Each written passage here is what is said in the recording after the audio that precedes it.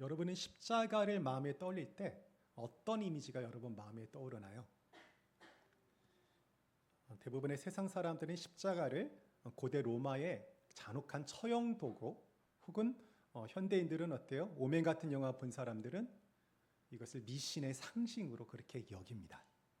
그러나 오늘 우리가 읽은 본문에서처럼 멸망하는 자들에게는 십자가의 도가 어리석음의 상징으로 보이지만 우리 신자들에게는 그것이 어떻게 보인다고 합니까? 하나님의 능력이라고 그렇게 말을 해요. 바울은 십자가에 대한 세상의 오해 속에서도 오늘 본문에서 십자가의 도가 하나님의 능력이라고 담대하게 선포합니다.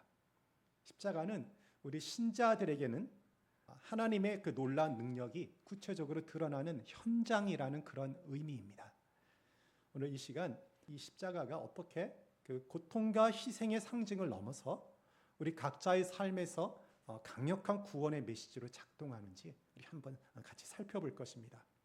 왜 세상은 이 십자가의 복음의 메시지를 이해하지 못하고 그것을 조롱하고 있는지, 그리고 우리는 왜 이 십자가의 도를 담대하게 전파해야 하는지를 답하며 십자가의 도가 갖는 참된 힘을 파악하고 그것이 우리의 삶에서 어떻게 구원의 능력으로 실현되는지를 한번 확인하게 될 것입니다.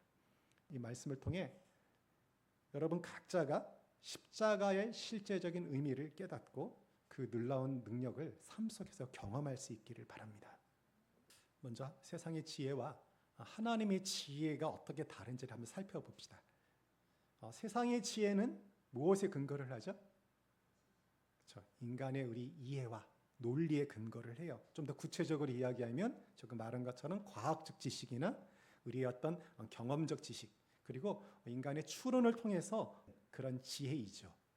세상의 지혜는 분명히 가치가 있습니다. 이 세상을 살아가기 위해서 필요해요. 그러기에 우리가 우리 자녀들을 학교에 보내고 또 평생토록 공부를 하는 것 아니겠습니까? 하지만 세상의 지혜에는 한계가 있어요.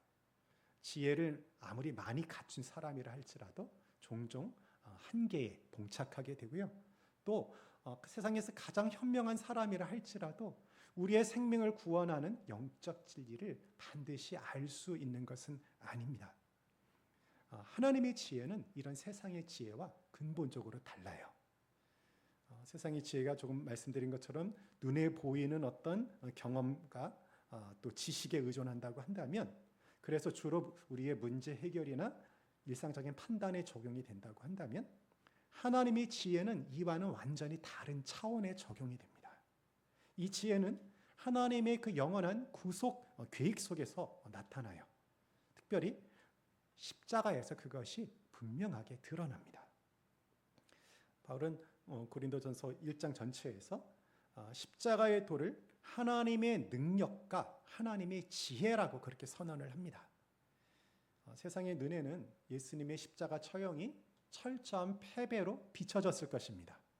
그러나 그것은 실제로 하나님의 구원 계획의 중심이었고 가장 놀라운 방법으로 하나님의 지혜와 능력이 발휘된 그런 순간이었습니다.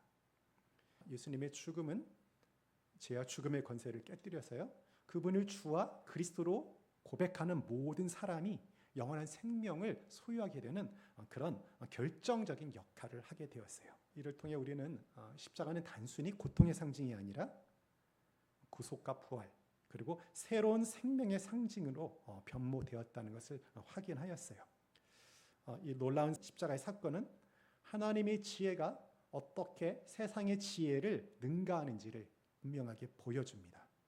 하나님의 지혜는 우리의 일상적인 이해를 초월합니다. 요셉의 이야기가 이 점을 잘 보여줘요. 세상 사람들은 요셉이 형들에 의해서 애굽으로 노예로 팔려갔을 때 어떻게 생각했겠어요? 그의 인생은 끝이 났다라고 생각을 했을 것입니다. 그러나 하나님은 그러한 가운데 이미 요셉과 그의 가문, 그리고 미래의 이스라엘을 위한 놀라운 계획을 갖고 계셨어요. 창세기 50장 20절에서 요셉이 마침내 그 하나님의 계획을 깨닫고 이렇게 고백을 하죠. 형들에게 이렇게 말을 합니다.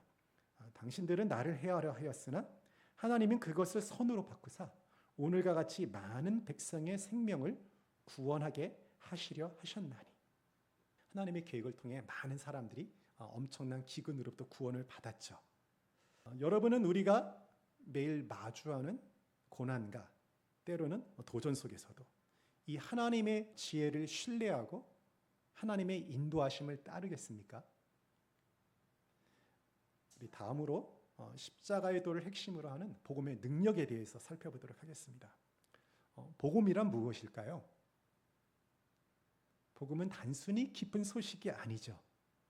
복음은 모든 믿는 자에게 구원을 주시는 하나님의 능력이 됨이라. 어디 말씀이에요? 로마서 1장 16절 말씀입니다. 바울은 내가 복음을 부끄러워하지 아니하노니 이 복음은 모든 믿는 자에게 구원을 주시는 하나님의 능력이 됨이라라고 그렇게 선포를 하였어요. 이 말씀에서 우리가 주목해야 할 것은 바울이 복음을 부끄러워하지 않는 이유예요. 그가 복음을 부끄러워하지 않는다고 말을 했다는 것은 그 이전에 복음을 전하는 가운데 또는 복음을 전하기 위해서 준비하는 과정 가운데 그에게 복음에 대한 어떤 부끄러움이 찾아왔었다는 것을 전제로 해요. 그런데 바울은 어떻게 이 복음에 대한 부끄러움을 극복하고 복음을 부끄러워하지 아니하고 자신의 목숨을 걸고 복음을 증거할 수 있었겠습니까? 왜냐하면 복음은 모든 믿는 자에게 구원을 주시는 하나님의 능력이기 때문이었습니다. 그렇다면 이 복음의 능력은 우리의 삶을 어떻게 변화시키나요? 삭개오 삶이 이 복음의 능력이 우리의 삶을 어떻게 변화시키는지 보여줘요. 삭개오가 어떤 사람이었죠? 뭘 밝히는 사람이었어요? 돈을 밝혔죠. 그래서 어떻게 해요? 동족들을 희생시키고 로마 제국의 부역자가 되어서 쇠리가 되어서 자신의 어떤 부를 쌓았습니다. 그러면서 어떻게 했겠어요? 세상 사람들이 욕하는 욕 다 들었겠죠. 근데 그것에 어떻게 자신의 마음을 걸어 닫고서 돈 속에서 하나하나씩 늘어나는 그 재산 속에서 삶의 의미와 가치를 확인하던 사람이었습니다. 그러던 그가 예수님을 만나서 어떻게 변화가 되었죠? 자신의 잘못을 깨닫고요. 그 이전에 제약된 삶에서 돌이키기로 결단하였습니다. 그래서 예수님께 이렇게 고백을 합니다. 입술로만 고백한 것이 아니라 실제로 삶을 완전히 전환하는 고백을 해요. 주님, 제 소유의 절반을 가난한 자들에게 나눠주겠습니다. 그리고 제가 누구든지 남의 것을 속여서 빼앗다고 한다면 제가 4배로 갚겠습니다. 돈을 위해 살던 그가 이제 불의하게 모은 재산을 포기하겠다고 선언을 해요. 그리고 의를 행하겠다고 그렇게 선언을 합니다. 돈은 그에게 어떤 의미였어요? 그의 존재의 의미였잖아요. 그렇죠? 그런데 그가 자신의 존재의 의미였던 것을 내려놓았다는 것은 무엇을 의미합니까? 이제 그의 인생의 의미와 인생의 방향이 예수 그리스도를 만남으로 인하여서 완전히 전환되었다는 것을 의미해요. 이 놀라운 변화가 어떻게 일어났습니까? 복음의 능력이 그에게 임했을 때 그의 생각과 그의 전 존재를 바꿨기에 이런 변화가 일어났습니다. 복음은 우리를 죄와 사망의 권세로부터 구원하여 하나님의 자녀가 되게 할 뿐만 아니라 우리의 삶을 근본적으로 변화시키는 능력을 지니고 있습니다. 복음은 오늘날에도 우리 삶의 구체적인 영역, 모든 영역 속에서 여전히 강력하게 역사하는 하나님의 능력입니다. 여러분은 어떠신가요? 여러분의 삶 속에서 복음은 어떻게 역사하고 있습니까? 우리가 복음의 능력을 온전히 신뢰할 때 우리의 삶은 복음의 능력으로 변화됩니다. 그 변화를 기대하고 그 변화를 받아들일 마음의 준비가 되어 있으십니까? 마지막으로 우리가 왜 복음을 부끄러워하지 말아야 하는지, 그리고 현대에서 복음을 전하는 일이 왜 중요한지에 대해서 살펴보도록 하겠습니다. 복음은 단지 과거의 사건이 아닙니다. 현재도 우리 삶에서 역사하시는 강력한 하나님의 능력입니다. 우리가 복음을 부끄러워하지 말아야 하는 첫 번째 이유가 바로 복음이 하나님의 능력이기 때문입니다. 하나님의 능력은 우리가 이해할 수 없는 방식으로 역사합니다. 여러분, 그 미국의 복음 변증가 중에 리 쉘로라는 사람이 있었어요. 이 사람은 본래 법학을 전공했던 수재였습니다. 그리고 유명한 신문사의 기자였어요. 사실에 근거하여서 사실적인 판단을 했던 지극히 현실적인 아주 똑똑한 사람이었습니다. 그런데 어느 날 이 리셸러의 아내가 예수님을 영접하고 신자가 되었어요. 그래서 이 리셸러가 자신의 아내를 이 무지한 구렁텅이로부터 구원하기 위하여 성경을 연구하고 기독교의 맹점을 파헤치기 시작했어요. 그런데 파헤치면 파헤칠수록 예수님의 부활과 다른 기독교의 진리가 허무맹랑한 어떤 그런 주장이 아니라 실제적인 어떤 논리적인 근거와 역사적인 근거에 기반하고 있다는 것을 발견하게 되었어요. 그래서 마침내 그가 복음의 진리 앞에 두 손을 들고 예수님을 영접하는 일이 있었습니다. 그는 지금도 전 세계에 돌아다니면서 예수 그리스도의 복음이 실제인 것에 대해서 증거하는 그런 복음 전도자로서 살아가고 있어요. 리셸러의 회심 이야기가 우리에게 무엇을 시사해 주나요? 우리가 복음을 전할 때 우리의 논리야 우리의 지혜, 우리의 생각을 내려놓고 하나님의 능력을 전적으로 신뢰해야 한다는 것을 말해줍니다. 우리가 보았을 때, 우리가 겉으로 판단하였을 때 복음을 전혀 받아들일 것 같지 않은 사람, 이게 찔러도 피 한 방울 안 날 것 같고 들어갈 것 같지 않은 사람일지라도 그 사람이 복음을 듣고 어떻게 반응할지는 우리가 아무도 알 수가 없어요. 그러므로 우리는 복음을 담대하게 증거해야 합니다. 우리가 복음을 부끄러워하지 않고 전할 때 하나님께서 우리의 연약함 속에서도 역사하실 것입니다. 우리가 복음을 전하는 과정에서 느끼는 그 두려움과 불안은 저도 잘 이해를 해요. 목회자인 저도 누가 복음을 전해달라고 할 때 마음이 되게 부담이 돼요. 그거 사실입니다. 그거 우리 부인할 수 없어요. 그럼에도 불구하고 우리가 그 자리에 머물러 있는 것이 아니라 복음을 부끄러워하지 아니하고 우리가 복음을 증거하는 자리로 나아가는 이유는 무엇입니까? 복음이 나의 어떠함, 나의 연약함에 의해 좌우되는 것이 아니라 바로 복음이 하나님의 능력이라는 것을 믿기 때문에 그 말씀에 순종하여서 우리가 복음을 전하는 것입니다. 그러므로 우리가 비록 연약하고 우리가 부족하다 할지라도 하나님께서 누군가에게 복음을 전하고자 하는 마음을 주신다고 한다면 복음을 전하십시오. 그러할 때 하나님께서 우리의 연약함을 사용하셔서 하나님의 그 구원 역사를 온전히 이루어 가실 것입니다. 우리를 통해 하나님께서 구원하시기로 작정하신 사람들을 반드시 구원해 내실 것입니다. 복음이 하나님의 능력이기 때문에 우리가 부끄러워하지 말아야 한다는 것을 살펴보았습니다.